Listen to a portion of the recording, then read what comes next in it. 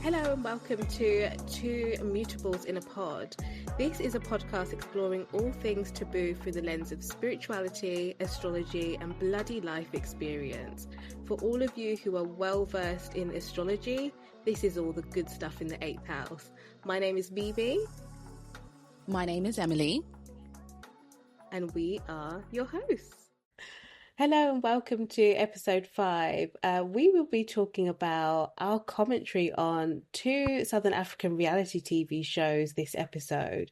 We will be looking at Love Never Lies, the South African version, and Young, Famous and African.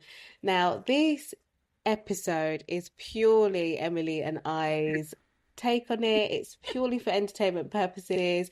It's just a bit of banter, and it's just like the text commentary that we were having whilst watching both of the shows condensed into this episode. So let's get into it.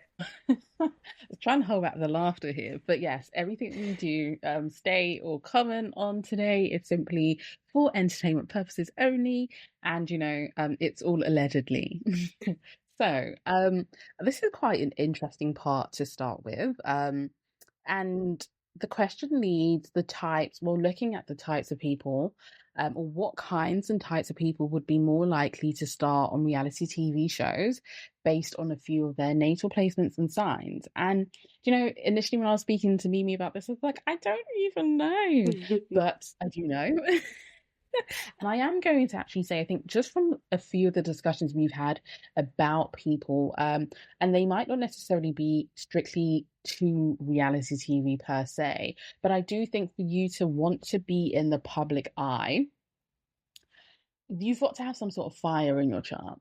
And this isn't the stereotypical, like, okay, I'm stating that, you need to just have a Leo rising or be a Leo sun in your birth chart. But I do think it's got to be something that allows you to not necessarily be swayed by public opinion, irrespective of how you show up on these shows. And that's why I think I'm going to go off with the modality first, but if I'm going to make it more specific, I do think Sag, I do think Aries. Now, even with Leo, if I'm going to narrow that down, that would perhaps, maybe the person's 10th house could be ruled by the sun, could also be in Leo. They could have I do find that Aries, particularly Venus and Aries, likes to be, on cam, in cam, on cam, whichever way you want to word it. I would say, and Sag, I'm trying to think. I mean, I would love to say the moons, but I think the suns would perhaps take precedent when it comes to starring on reality TV shows filled. And this is not necessarily just about drama. This could be a range of things. But if this is about like showing up and showing your life, I do think Sag Suns perhaps could do that in a natural way that comes quite naturally to them. I definitely think Mercury's got to be playing somewhere. Now, whether that's your Mercury in Taurus, using your voice, you're known for like singing perhaps, and then you land a reality TV gig via singing. That could be another way, or it could be in the natural rulership, which is like, in Virgo or in Gemini. But I do think that a strong presence of Mercury in the chart, whether that's the rising, I'm going to say the rising,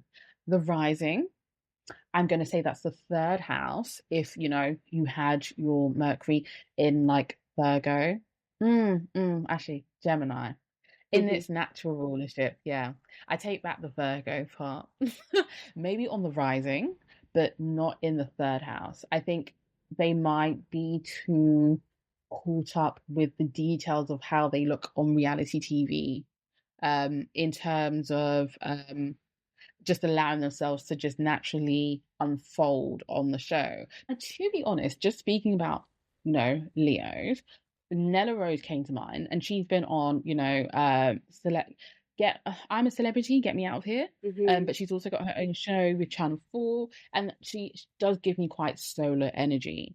But I also think Cancers, I will say, Cancers for me know how to draw in public I don't want to say acceptance, but they're either really loved by the public or not so loved. But Yeah. I think one thing I've seen that's been synonymous across, the suns, whether it's the moons, whether it's the Venuses, is that they actually have public support and public backing. So I can also see them in those spaces. So, The one who's listening, like, what's the 10th and the third? Like, how would you describe both of those? okay. So I would describe the house, the 10th house, not not just the house, the 10th house, as the house of our reputation. Now, I do think this speaks to your legacy. I think a lot of it actually speaks to the things that you are going to pass on to the world, to the society that you live in, posthumous, like post when you pass on. But I also think it can represent your career. It can represent your soul's essence, how you choose to show up in the external world. And again, its natural rulership is, where your identity would seat at. I do think also it can speak to the ways that we seek to be recognized in the world, how we seek recognition and how we go about pursuing recognition. And I think it's obviously where our MC sits. So that's our personal branding. And I think more so than anything, if I'm to contextualize it to like the discussion that we're having right now, I definitely would say that your 10th house does give you and it provides clues as to some of the things that you might naturally want to do in the world. Like, for example, I'll just take myself. My 10th house is ruled by Mercury. So there are things that I naturally know in the highest sector of my chart. And it is actually, sorry, I forgot to mention this part, but it's actually placed at the highest point of our chart, right? Whereas the fourth house is at the lower part, right? So I do think it is, again, it does deal with the way we seek to shine, the way we seek to be our authentic selves, the ways we seek to be recognized by our peers, by society, and yeah, I think that's how I would define the 10th house. And then if I, take a look at the third house, for me, that speaks to our interpersonal relationships, right?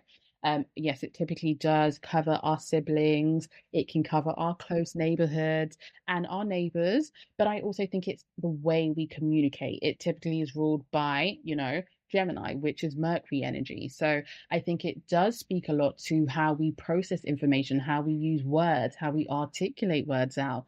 And, another thing that I have found that it can rule your writing style. It can rule, to some extent, I want to say it can even depending on the planet that's in that third house, right? As I've said, traditionally it is ruled by Gemini and it's ruled by Mercury. That's the planet of its rulership. But I also think it can tell you how, like, a person's words may come across and sound. Like, if you have somebody who has like their third house in Libra, I do think, and this is not even me intentionally going there, but I think how they deliver their messages, like the delivery for me with somebody who has their third house in Libra is going to have the balance of scales. Like, and I do think it's going to be quite diplomatic. I will generally yeah, I'm firm in stating that I think if somebody who, has their third house in Libra, was to say words, give you information and give you advice, that person is going to come from a diplomatic lens. I think also if you were to compare that to somebody who has their third house in, Scorpio, for example, taking myself, I think those words, the things that come out their mouth, the way they communicate those words can resonate and stay, can sting actually. And if you think about the scorpion, it's got a sting at the bottom of it where it can sting you. And I think those words, it might not necessarily be in a bad way, but they can like vibrate and stay with you for quite a long time. So I think, yeah, it really depends on the planets that are in your third house and the natural ruler of that third house and how you express that. But the penny just dropped for me when because you used both of our personal third house energy there, mine being in Libra, yours being in Scorpio. And we've often Mhm. spoken about like when I've had family things going on and like the way that I've handled it through my communication and the ways that you would handle it. for your communication. And it's Yes. so like hearing you say it in that way, I'm like, oh, that gives a bit more flavor as to, Context. yeah, as to why we do navigate it in a different way. And that the honestly, Yeah. the penny just dropped for me in that moment. So that's a Oh my beautiful gosh. example. But yeah, I think going on to like people who are more likely to consume reality TV, I I associate this with escapism, with like wanting to detach a little bit. Our good old Hmm. Neptune comes into play here, I think, and just wanting to just dissociate from the world a little bit. And I think Neptune carries that kind of energy. So that Hmm. would, I actually feel that is quite Pisces to kind of have Yes. that ability to just swim away and just just wander off into like la la land. I think Pisces energy or Neptune can carry that, but I also do think it would be quite Jupiterian as well. So it's weird because you mentioned Sagittarius being people who are likely to be on reality. I do also Yes. think Sagittarian energy would likely to consume it as well, but maybe more in the moon position. Hmm. um Sun as well, but maybe moon. I think because for me, I mean, I've got a prime example of my mum being a Sagittarius sun Yeah. and moon from what I know. My Hmm. mum will sit and watch reality TV all day, and she'll watch it on the big screen and then she'll have it on her phone and she'll be like keeping up to date with absolutely every single Real Housewife. And I find it so interesting, but that's her Hmm. form of escapism. But it also brings a Okay. sense of pleasure, it brings a sense of joy, and it brings a sense of connectivity. But sometimes I wonder if there's too much going on within the emotional space and she can't travel or she can't do other things that might bring enjoyment or pleasure, that she'll go into Hmm. another world, and that other world is through reality Yes. effectively. So I Yes. do feel the Neptune in Pisces, or Pisces energy, or Sag energy, Sagittarius with Hmm. that. I do also think just keeping it to signs at the minute, because like I don't know about you, but sometimes when I watch reality TV, there can be a sense of comfort. And even though we might not be living the same life, like I like Hmm. in or I enjoy seeing the lifestyles that other people have and the comfort that they find in their Yeah. lifestyles. Like for me, like when it's reality TV, I don't know if it counts as reality TV. I love watching cooking programs or game shows. Like those things have a sense of comfort to me, but comfort feels very Venusian. So Libra, Taurus. So again, I think when we're trying to self-soothe or trying to seek that comfort, I would be looking at what Venus is doing or where Venus is at, or Okay. um or just looking at where Taurus is at. Not so much Libra. I kind of lean more to the Taurus side of Venus when it comes to how Hmm. we consume, or what we want to engage in terms of reality. And yeah, naturally, that self soothing and that pleasure seeking aspect, I think, can come from our moon, our emotional space. So yeah, a lot of it for me comes to the moon when we're thinking about consuming. I wonder, like, for you, when you watch reality TV, like, what do you think you're getting from that, or what do you enjoy like from that process or that exchange? I Mm. enjoy seeing the lifestyle. I Okay. enjoy, and to be honest, it depends because I love watching things in different languages. So Mm. that could also be down to my Sag moon, right?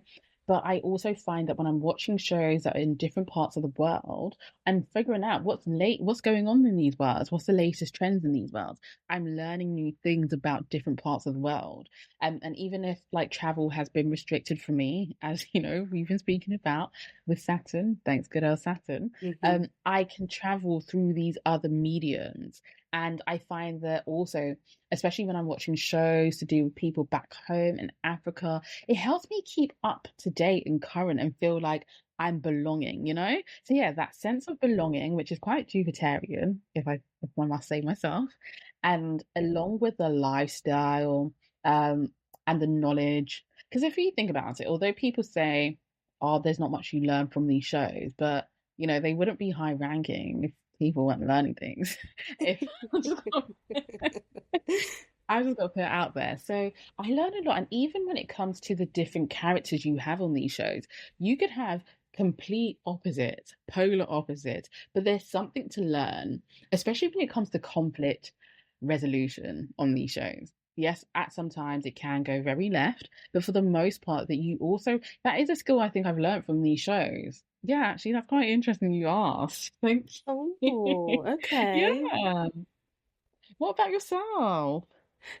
I'm like, oh, learning conflict resolution from reality. Like, I've never thought of that Yeah, actually. because to be honest, like I guess it. Some people, again, we understand that parts of it are scripted, but like it taught me something that you are like in your, I guess, in the path that you seek to take in your lifetime, wherever you go in this world.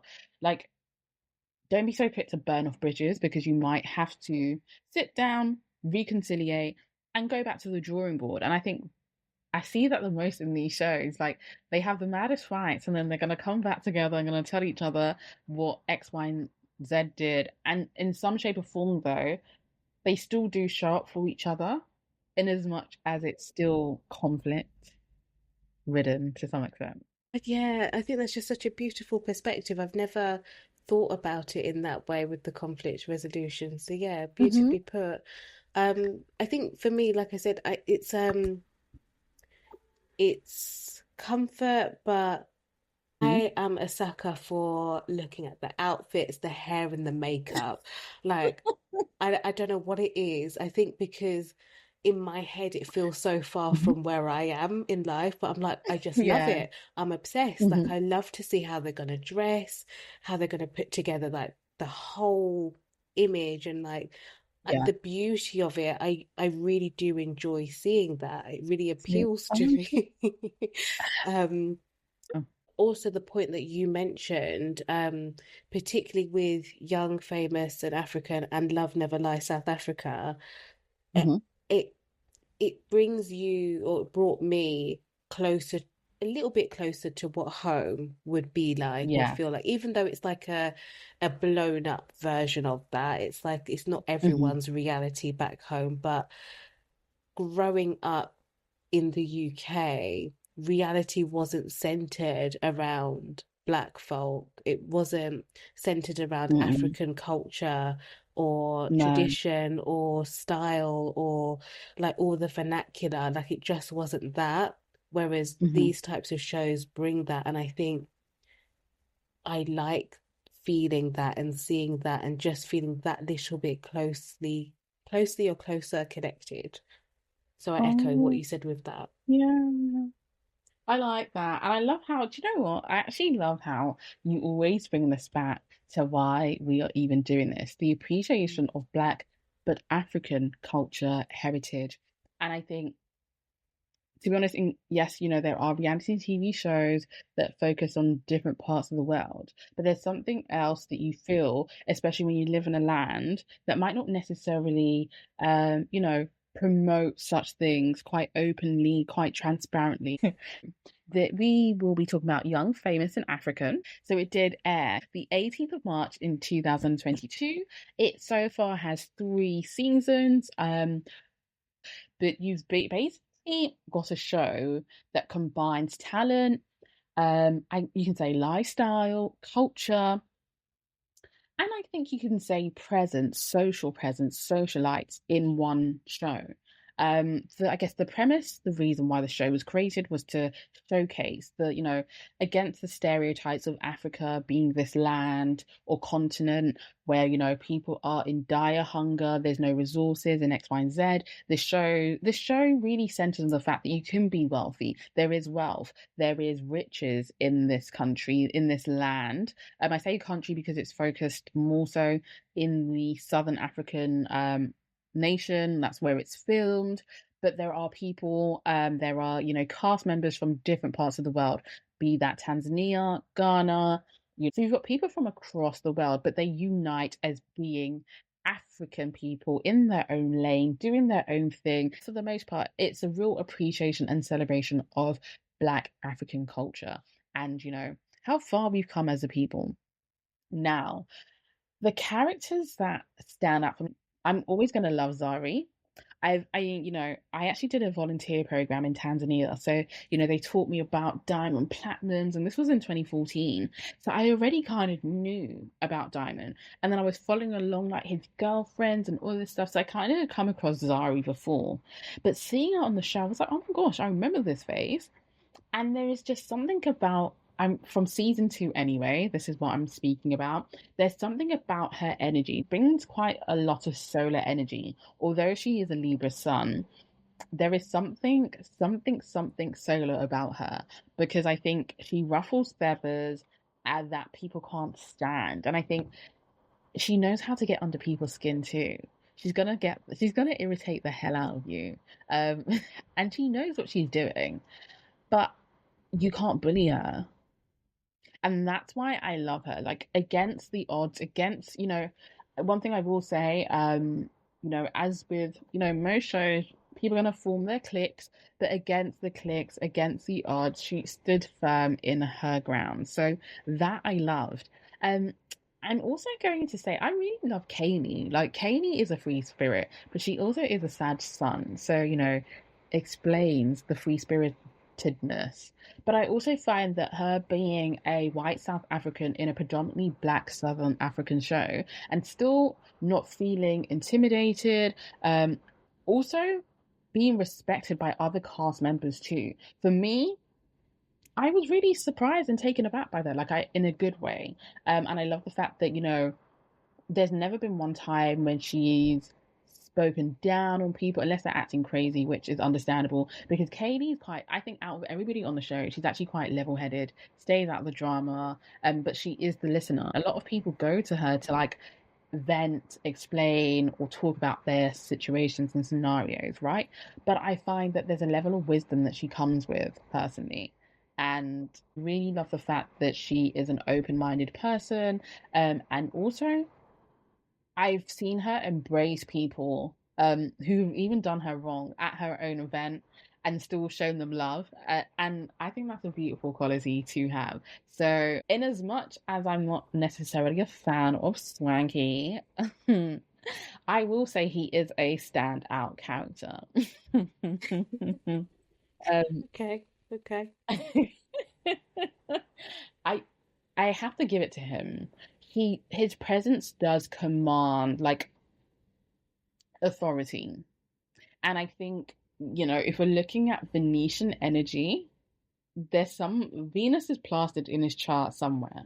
But I think the way he's able to express himself through clothing, daring clothing, breaking beyond limits and boundaries, irrespective, going against social norms, particularly as well I think for a society, and I'm speaking about as a collective, Africa, the continent as a whole, there are still some limiting beliefs in regards to a person's sexuality, sensuality, and how they express themselves.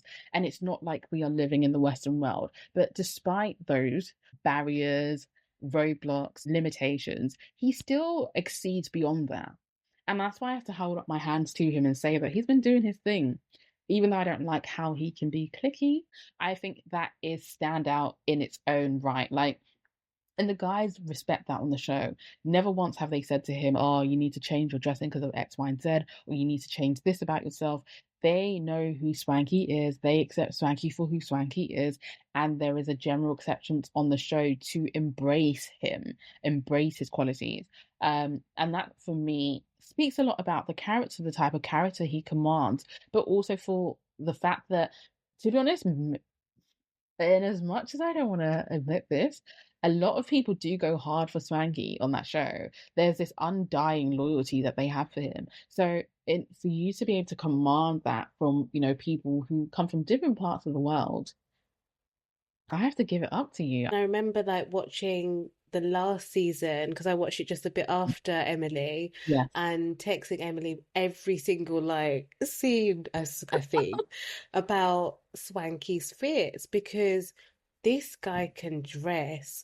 And for me, I hadn't gotten to any point of drama yet, but I was just so captivated by Mhm. him and his presence.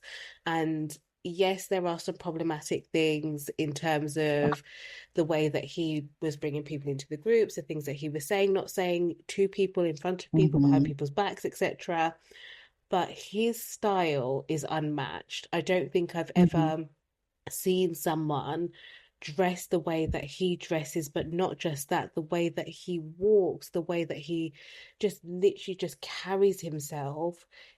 There's Yeah. just such a presence about his energy. So I would put him as like a standout A character standout character. purely from the aesthetics. Yeah. The rest is a bit Yeah, the debatable. behaviors, yeah, Yeah, the bin, put that in the bin. But I mean, I do agree with you. There's presence that he commands, and I think hmm the I'm gonna give it to him, the mm, daringness and the ability to still show up as yourself, be yeah, who you intend to be in a world where, that in that part of the world anyway, yeah. it's you're being made to water that down. Mm, A standout character for me this season, I'm going to actually say Nadia. Like, she has stood firm in her ground for her friend. And I come from the friend perspective. Like, I think one thing you can never say is that she's a bad friend to Fontana. Like, she stood 10 toes down for Fontana. She was never going to let Diamond play with her friend in that type of way. Even from the fact that she went to go and meet up with Diamond, knowing that she despises Diamond. And above all of that, still dealing with your own grief yeah. and you're in the thick of it, but still being able to show up for you can tell that she is a girl's girl. That I will give her. Even in season 3, her approach with Zari has been different. It's not been hostile. And I think there has been some sort of maturity, should I say. It's one thing to actually record the seasons and the episodes, but perhaps when they watch it back and they see their own selves on the screen, that could perhaps be pointers for them. I find it really interesting what you're saying about Nadia, but I really have always liked her. I think there's something about her that I warm to. I don't know what it is, but I felt a difference more in her this season because it was so clear that she was going through a lot of uh her personal grief, and Mm. she was a bit like a dog with a bone this season, I think, particularly with Annie, and she just wouldn't let it rest with Annie, but then also with Diamond and her protection of her friend Fantana. You mentioned Kanye as well, and I was a bit taken aback that she wasn't in this season as much. Even though, yes, Mm, she's been a bit problematic, I think, at times, but it was interesting, I think, this season to see her in more of almost like an advisory role this season. And I yeah, really enjoyed seeing her in that. And like that stood out to me because it wasn't drama. It just felt really almost quite maternal, her being in that yes. energy and just coming in to advise, I think, naked at points, Hmm. particularly around his relationship and commitment, woes, ups and Hmm. downs towards Katie. And I really enjoyed seeing her be a consistent friend. And she, to be fair, she has been consistent towards Naked throughout the Yes. whole season. I think they've really got a personal friendship outside of the show, from what it Hmm. seems like. But she stood out to me because she wasn't in the drama and she just came in, did her thing, and then left. And she Yeah. came and did her thing in some fly shoes. I remember those shoes. Those shoes were glittering, they were sparkling, and she was driving her Lambo or her Porsche in them shoes. Yeah, I liked that. I do think in season 3 we did see a different light to her, um, coming in as that advisor. Even with Nadia, it's like, I realized that Fantana kind of struggled or didn't know how to, I guess, hold space for Nadia at that time. Then Kanye comes in, and all the waterworks come out, you know. And that again is another example of that advisory role. I definitely think she is that big sister. She is missed, but perhaps the show needed her to come in the way that she did, as opposed to being a full on cast for the others to really express themselves outside of that. But yeah, I did like that. So characters who need a reality check. I mean, Diamond is one of them. Yeah, he's top of the league, to be honest. But I think from what I've observed, a lot of his diary rooms are okay. So I am, do you know, I'm the biggest star in East Africa, or even in Africa. To be honest, I think I've heard him say the biggest star in Africa too. Yes, we understand that you pull the volume, the numbers. You have a large fan base, but I don't think that is an excuse for how you speak about people. And even with his, I really don't like how he speaks about Zari. Like, yeah, if I wanted it, I can have it. And basically, essentially, very derogative, very like ill mannered, and just, yeah. It could strictly just be for reality TV, him and Fontana. She might not be delusional. That's completely fine. But from the arrogance, even Lewis, like Lewis was like, hello, Fontana. Like I asked him and he said, you guys were just fuck buddies. Excuse my language, excuse my French.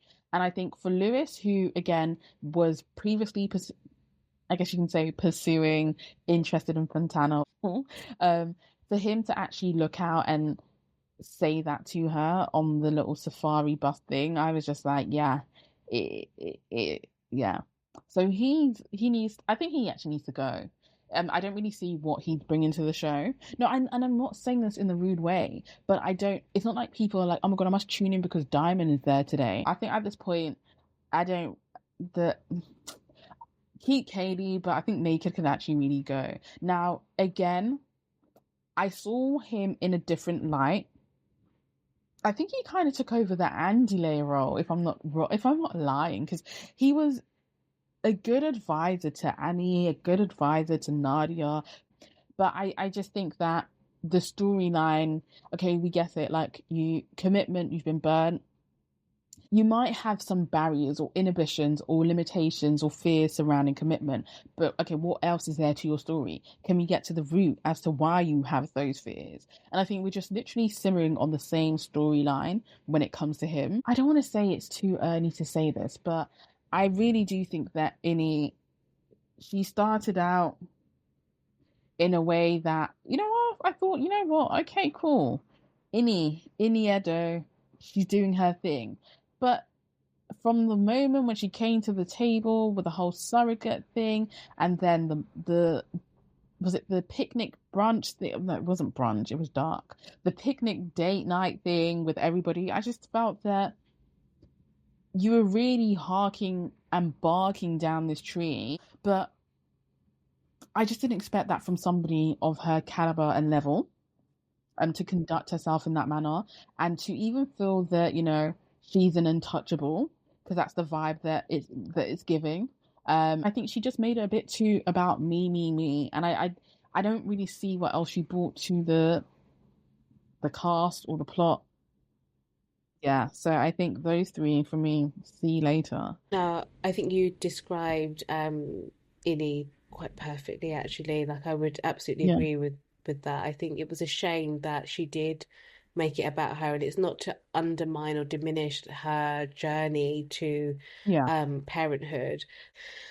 yeah. Naked has always been in my get a grip pile.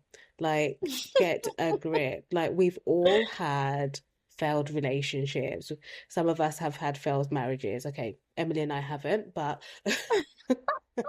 it just like it felt like we were seeing we were seeing the whole why men need therapy in the first place play out on TV, because it felt like he was in part he has a good woman, and you know the commitment just wasn't there, but there was someone who wanted to commit and to have grow roots, settle down, have a family, and Mhm. it's only through her that they went to couples counseling. I think earlier, I Mhm. can't remember when it was, but that for me was like a I don't really want to engage with this type of reality TV. The lack of action in terms of Mhm. knowing Mhm. that I've got something to work on here, but I'm just not going to do anything about it. I'm just going to enjoy my cake and eat it too. That's the energy that I felt Naked Mhm. came with, unfortunately. So yeah, he I wasn't really rooting for him. Yeah. Unfortunately, I will have to put Annie in the get a reality check. Now, I really enjoy Annie. I really like her character on the Mhm. show. I really feel for her as a person. What I this, what I didn't like seeing was this breakdown of her marriage and the rumors come into that reality space. I didn't particularly feel that was fair. I don't know why. It just felt really like there's been rumors allegedly of things happening over like the lifespan of my life, it feels like, in terms of her and her marriage to Mhm. a popular famous Nigerian artist. So to see that then playing Mhm. on reality TV, my heart just was breaking for Yeah. her at points Yeah. because she's having these arguments or these disagreements with people on the in the cast, but there was a sense of I'm really going through it. I'm really struggling, but I don't know how. But Mhm. it's coming out through this way, and I'm, breaking friendships, and I'm just not having a good time here. And I felt maybe she didn't need to come back this season, and that's why she needed a reality check. Somebody should have said, babe, it's okay. We can cut another check for another project. This ain't it. As you were speaking, Mm. I was just thinking about the apology party that she threw and how that went. And then I was thinking about, as you mentioned, the alleged things that have been flying around.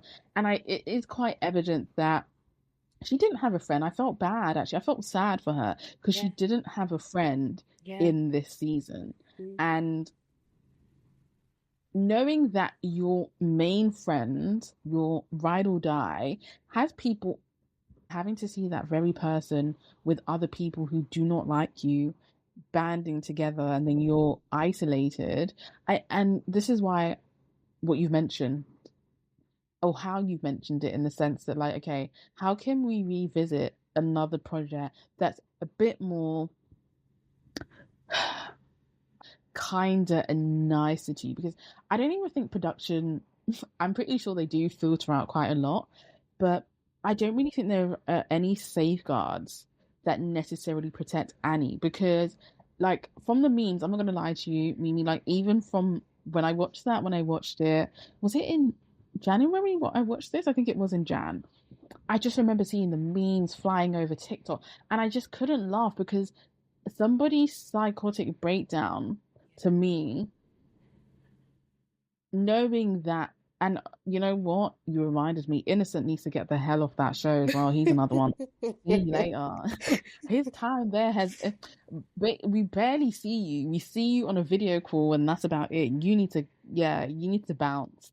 But just you reminded me of the very fact that there's somebody who is that, and she's a Scorpio sun. Do you understand? Like Pluto in Aquarius. Yeah. Like, I think the safeguard was meant to be her husband, and that clearly Oh wasn't that. my gosh. He did feature a little bit more, I think, in the last season in comparison to the previous. Wait, let's say, me, just take me out. My safeguard was, can he, like, is he fit? Like, okay, Hmm. in all honesty, because, as we've said, allegedly, he's also battling his own, life issues, life concerns himself. Yeah. Is he fit enough, or is he able to even be another safeguard himself? No.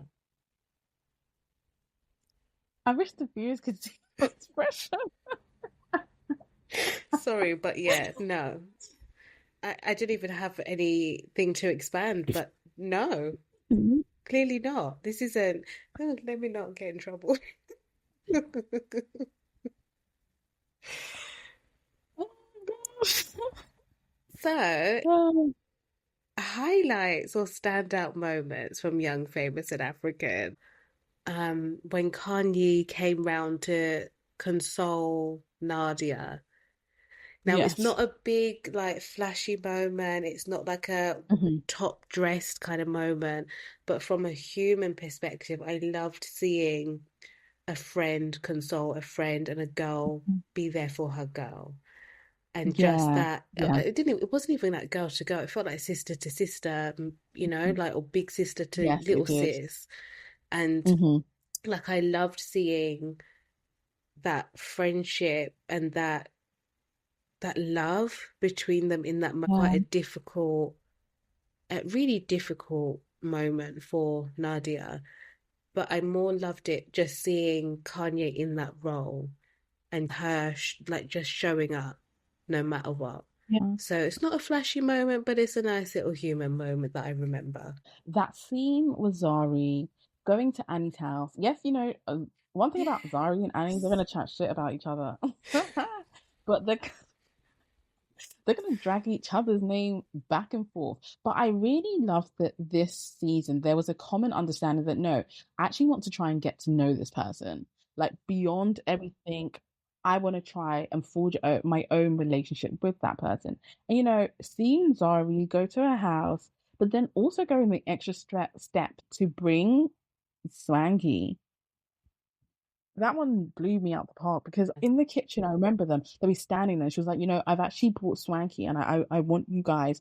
I was like, whoa! I didn't expect that. And I think to me, considering how these two are not really good friends, Yeah.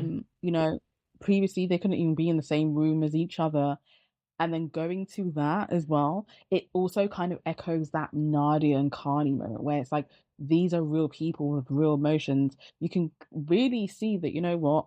She needs her friend. She misses Spanky, and there needs to be some sort of comms going on. And that's why I say, like, I learned a lot about conflict resolution because, it might not end up in you guys being best friends again, but a conversation's going to be had. So, Love Never Lies, South Africa.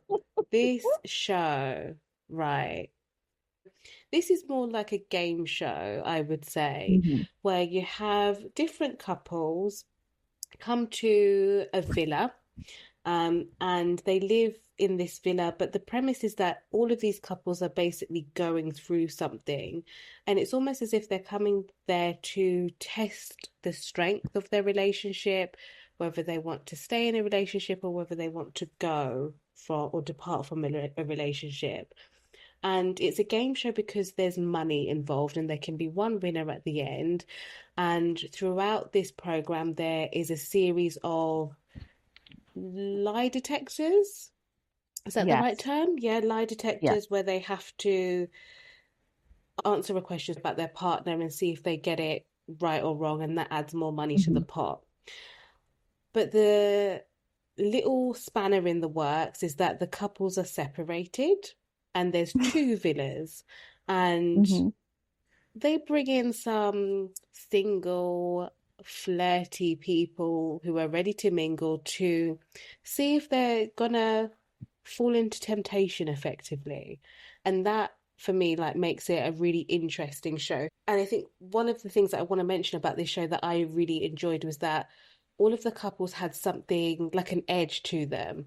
Like we Hmm. had Kuda and Lynn who had been together for a long time, Oh my right? I can't God. remember how long it Yeah. was, but they'd been together for a long, long time, on and off. Then you had a couple who, Sia and Pretty, who Pretty wasn't Oh, necessarily with someone who was her physical type. And that was hmm. something, that was their edge. That was something different. Controversy. Yes. Yeah. Hmm. You also had two LGBTQ couples, which I loved that they did that. So they had Yeah. Clayton and Wilfred, and they had Naledi, and I can't remember the other person's I, name. I, So they had oh, two yeah. LGBTQ couples, and Nikiwa and Naledi butchered that, were queering polyamory. So that was something that was their edge. Ponce and Renaka, young couple. I think one of them or both of them have social media presence. So yeah, the social media couple. And then you had Nancy and Bochlale, who had, Yeah. I don't know if they'd been together for long, but they had an intimacy query, we shall say. So there was, I liked that they Hmm. had couples that had their own edge, that had something different about them, and that's what they wanted to kind of, they all wanted to work through different things effectively.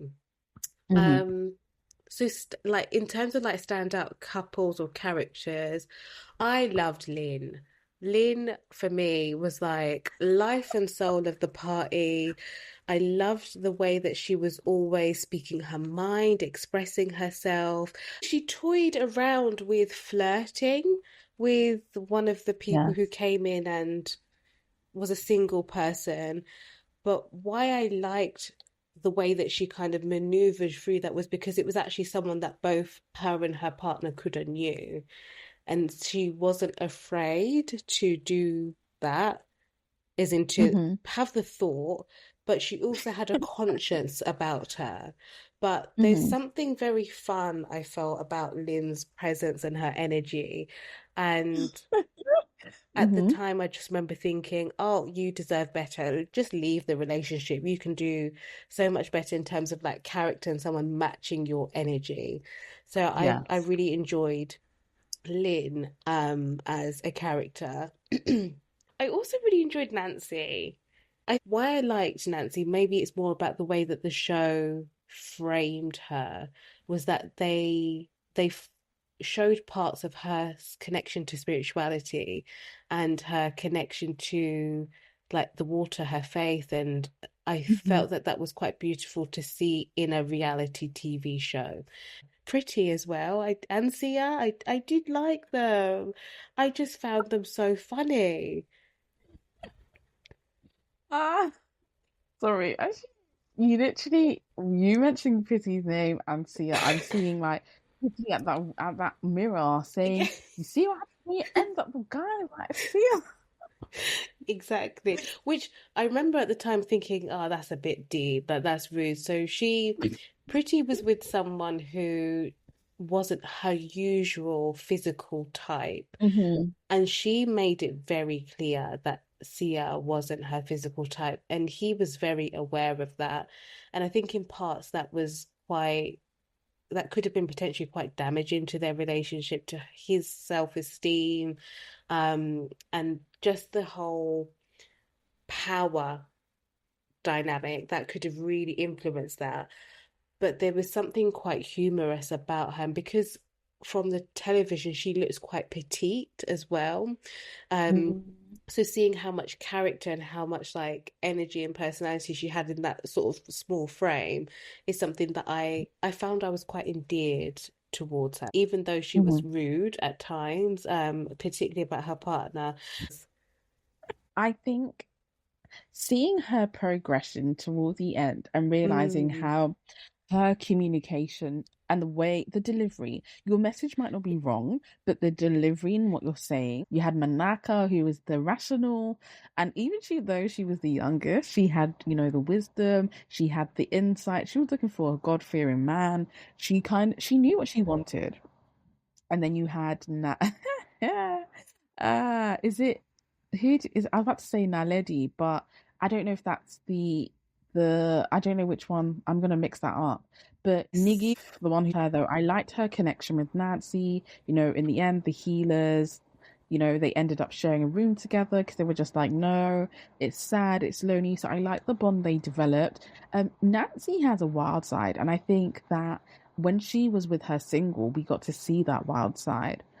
She mentioned how she kind of puts everybody else before herself, but her connecting with the single allowed her to rediscover that she likes going out, she likes drinking, she doesn't like just being domesticated. And I think that was nice to see outside of her usual sense. Yeah, you just reminded me when you said about Nancy's kind of wild side because she'd stopped drinking effectively and Yeah. partying since partnering with Boshale. But why I think that she stood out to me as a character, and in part, yes, Hmm. it's to do with her partner as well, but they brought to the table, they brought into the public arena that they wanted more intimacy. There was a disconnect within their intimacy that they weren't having enough sex or they weren't having, there was something there, right? And I felt that Hmm. that was quite an important thing to discuss publicly, Hmm. because that often, particularly within African culture, it's almost like you have to be the wife in terms of like the having a good, clean image in order to be able to partner with someone, but you don't speak Hmm. about what's going on within your intimate space. So I found Yes. that quite refreshing that they did speak about the challenges that they were having with being intimate with one another. I think, to be honest, that is a very real, and till the present day, something that plagues our community. I think the shame, the taboo, as we call it. But I do think that openness around that, we are struggling. I don't even think she's the issue in their struggle with No. intimacy. It's the other person. But I think her ability to share her story, irrespective of, like, as you mentioned, the social disapproval or the societal disapproval, and against the norms of the society that they live in. Yeah, I do have respect for that. And I also like the way the show handled it. Like, the production here really did a good job at, like, safeguarding people. I mean, the very fact that they weren't allowed to go and see each other straight after the revelations was a safeguard in itself. But I think the whole blueprint of the show was thought out very good. I will say that Manaka, she did stand out to me. The maturity. I think for me, seeing her with that French or francophone speaking African man, I was like, no, she's actually very head on. Like, she's got her head on her shoulders. She knows what she wants. And even going as far as saying that I want somebody who wants to pray, like wants to have a relationship with God. I was just like, not trying to say we don't get that in our generation, but I think, as opposed to wanting to just go with the flow of what Honse said, she's actually quite affirmed in what she wants from the connection, the partnership, the relationship. But Boshale, yeah, I mean, he stood out to me, boy. He definitely stood out to me. I think, from, to be honest, outside of his crazy ways, I think he is a free spirit at heart. Yes, some of the things he did on the show, that's probably why he stands out to me, because they were quite ludicrous and crazy. I mean, the standout for me when it comes to him is his lies. It's his lies. I'm gonna give it to him. And to be honest, he was still able to, do what he's done. And then, remember on the show, he was like, "That's it. Like, I'm never going back home. I've just got to pack my bags up and go back home from Pretoria." Like, he was distraught. Like, hopefully was saying the worst. But like, they then went on to have a child with each other. So I think, to be honest, if it came down to theatrics, performances, and a very good performance, I'm gonna give him that. Yeah. He stood out to me. And I think the third person who I'd choose, oh my gosh, Nikki Ware. I would actually say that she actually has a lot of wisdom. Um, Very emotionally intelligent, actually. Yeah. Um, and I saw, like, especially when it came to the part about why, Naledi was talking about her son and not being able to buy. I saw a different type of protective energy come out. And that's when I was like, whoa, this woman, she's ready to go to war for hers. I would also put Honse in characters who need a reality check, but I would actually put Manaka with that as well.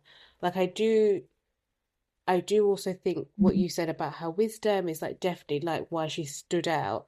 But at the same Mhm. time, it's like I felt like they came in knowing that they weren't right for each other. And I just felt like they were there to play the game.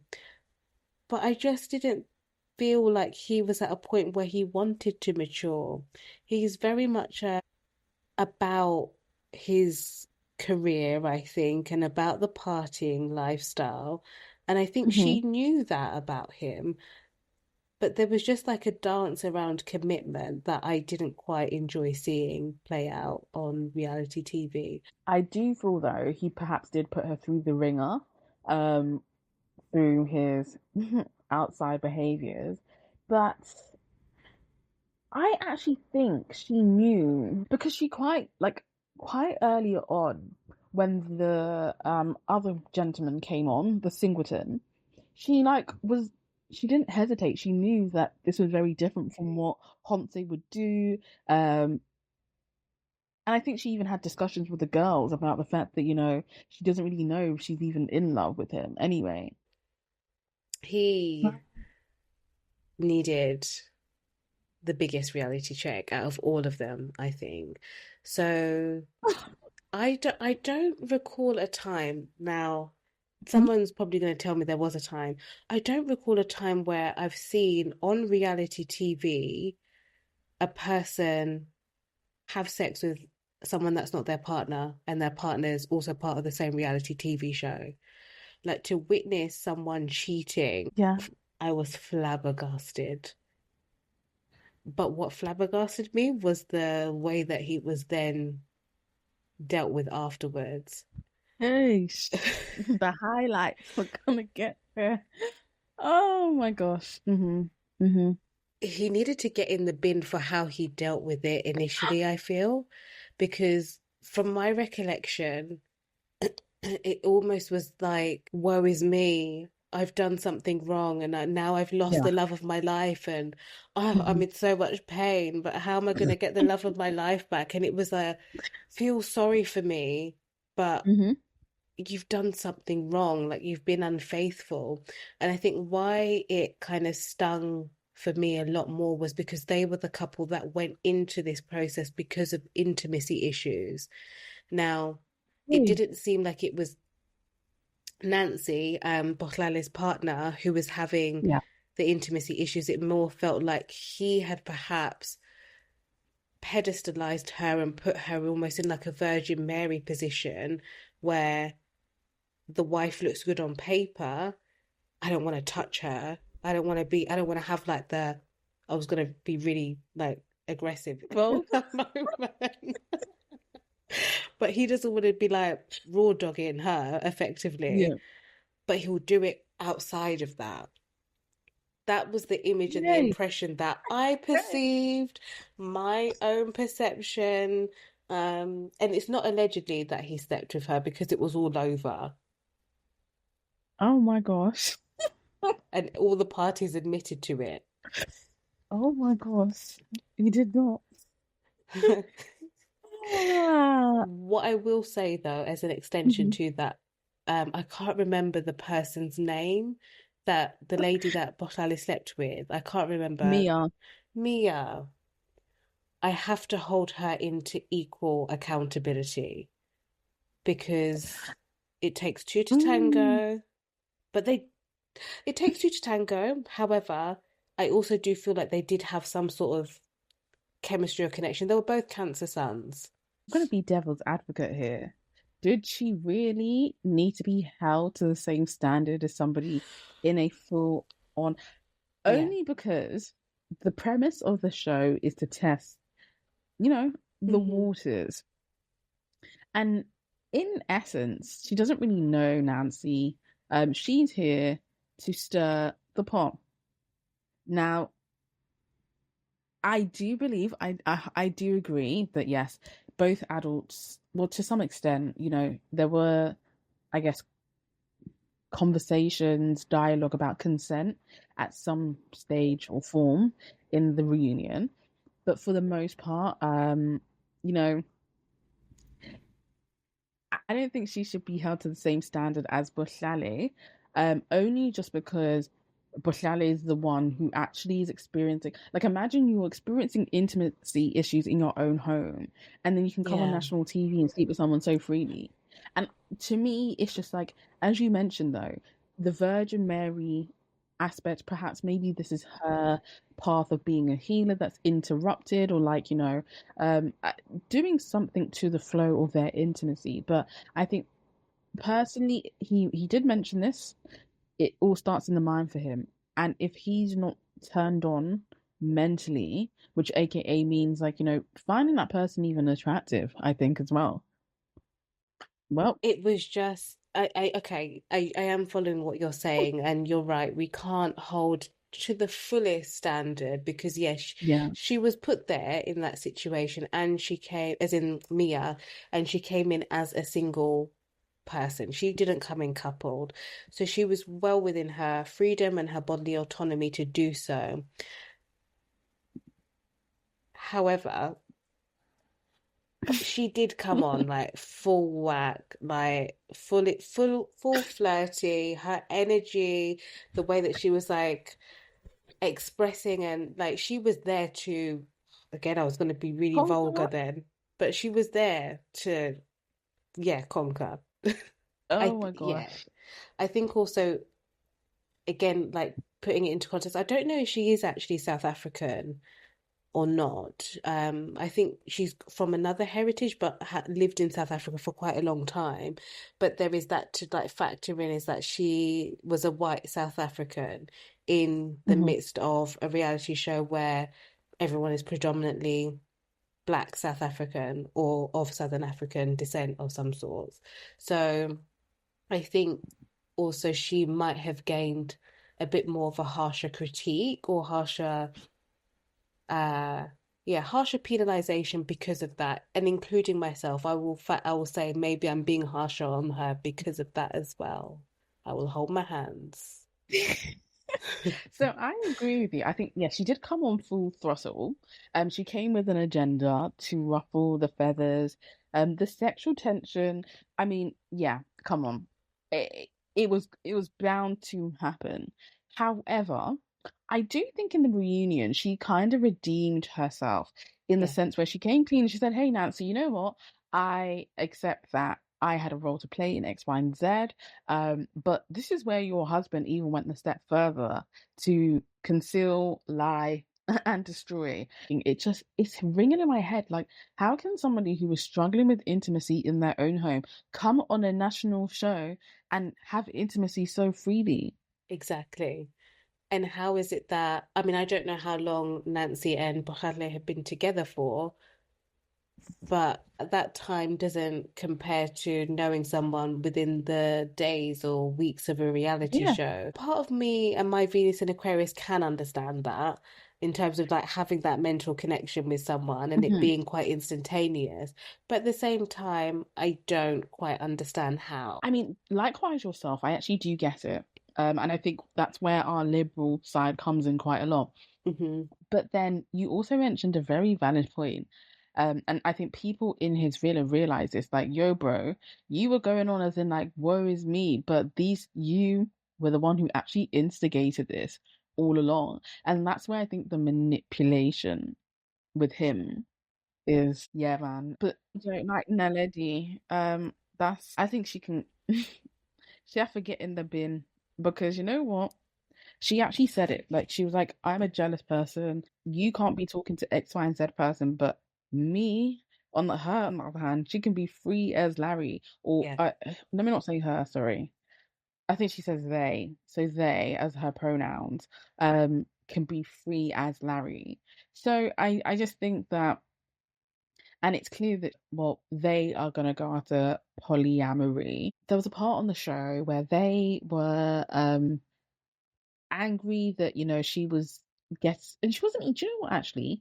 Nikki actually said she's not gonna get close to her single, but she's just going to enjoy the experience. But she was still angry that she even said that or something along those lines. So I just felt like there was a lot of double standards. I mean, it was a great dynamic to see on TV, but I don't think it's a sustainable structure.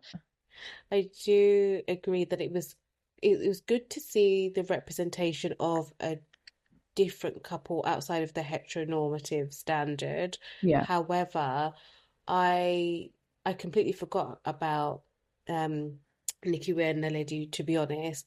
But Naledi, unfortunately, I feel they gave a really bad name to polyamory, and I feel that because the jealousy factor for me personally is so outside of what polyamory is. Yes, of course, jealousy is a natural and normal thing. However, Naledi's jealousy was like on steroids, and it was very It was clear. the foundation. Yeah, like it Yeah. was part of Yeah. like you're right, it was part of the foundation.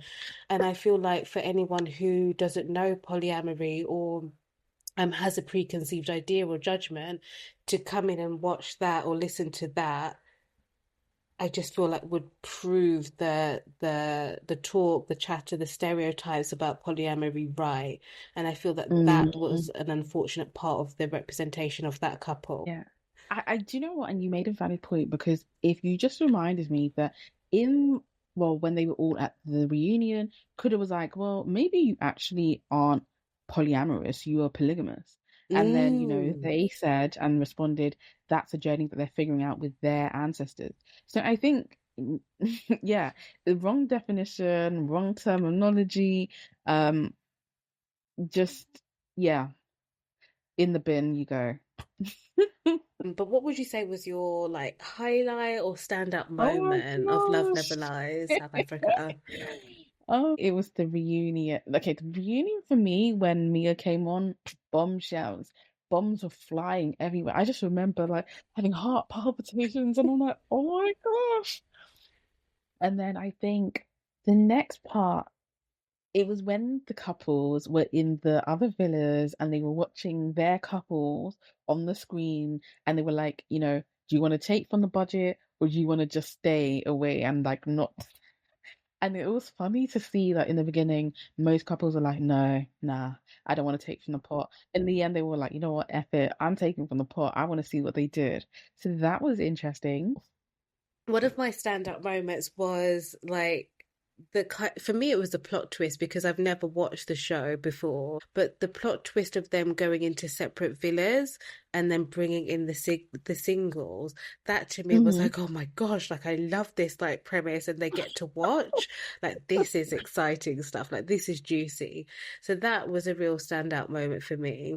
um as much as I've put Botlale in the bin, come on, it was a highlight. It was a standout moment seeing the whole thing unfold, like the whole cheating on your missus on reality TV and seeing National. that, Hmm. yeah, on Netflix. Come on. That was a real standout moment for me because it was scandalous. Like it was really scandalous. So with that, we are gonna wrap up with our hot seat question and keeping it reality based. Emily, if you were on a reality show, what would you be on and why? And what role do you think you would play? Oh gosh, this is a hard one. But I think the Real Housewives, um, because I feel like you need somebody who can ruffle feathers. And I think you need somebody who is controversial. And I do think that I'm not afraid to state my opinion or ruffle a few feathers. So I think I would actually be a great addition. Now, of course, I don't know what the criteria is. I guess you've got to be doing well, live a certain lifestyle, and so forth. So, you know, touch wood, I get there. But I could really see myself being a housewife and not necessarily being, except there are some women on the show who are not necessarily partnered or like married to somebody, but they've just built a household name for themselves. So I think the dynamics of being amongst other women, really, because on some reality TV shows, it's like, no, this could be spicier. Come on, give it a bit more spice. Being that person to really ruffle the feathers is something that I could see myself doing. But then on the flip side as well, I mean, I couldn't. There's another show. It's called The Mummy Club. I mean, I couldn't see What's I that? don't know if I could see myself. So the concept of the show essentially is about mummies who are from like, Joburg, South Africa, um, doing well for themselves, either partnered, married, or just like, on their doing their own thing in their own lanes, but taking pride in being mothers. I mean, I guess that's one of the key things. They host like, is it dinner parties, afternoon teas, but it's like very messy stuff. um, Drama filled, clicky. So I don't know if I could see myself on something like that. And my role, again, instigator on the reality TV show for the housewives. I love that you would be the instigator. But no, what about yourself? What would you do? I feel like What show mine, would you star in? I feel like mine are a bit like out of the box here. Walk with me. So I've got two. Okay, In a cool. parallel universe, I believe I would be a musician. So I Oh, feel like I would be on like a music reality show, or I would have had like a music career. So I'd be on like Love and Hip Hop, basically. okay. And I'd be talking about my career, trying to like Mhm. revive my career, or they're following me because I'm like going on a tour again. This isn't me now. This is like alternate reality Mimi who's Yes. doing this. And I feel like the role would be making a comeback type of role. That feels very Yeah. me, Hmm. like making a comeback. Okay, come back. Yeah. Or I would be, I think this is because I used to really enjoy this show. I used to watch this show called, I think it's called Black Ink. And it was or was it it was based in like New York, I think, of this Okay. tattoo parlor, black Hmm. owned, black artists doing tattoos. And I loved the vibe because they would like do parties and stuff. There was lots of drama, but I Hmm. loved seeing their art and I love seeing the way that they created tattoos on black bodies. So Okay. I would have loved to have starred on that show. Even though I can't draw to save my life, I just feel like it would have been a creative, fun kind of atmosphere. Hmm. What would I have brought to that one? I don't know. I would have been handing out the booze to everyone, getting everyone drunk, probably. Not a serious role at all. Being the life of the party. I like that. Not no, not life of the party. I'd just be getting everyone drunk so that they're the life of the party. So yeah, troublemaker in a different way. So, guys, I mean, we have yapped a lot, but I hope that, it's been a light, informative, but also thought-provoking episode. I'm about to say session, but this could be considered as some form of therapy for some. But yes, if you've never watched Young, Famous and African or Love Never Lives Here, please do head across to Netflix, and give it a shot. Let us know your thoughts and what you think about this, and we will see you in our next recording. Thank you so much for listening. Be sure to like, comment, and subscribe. Take care for now. Bye.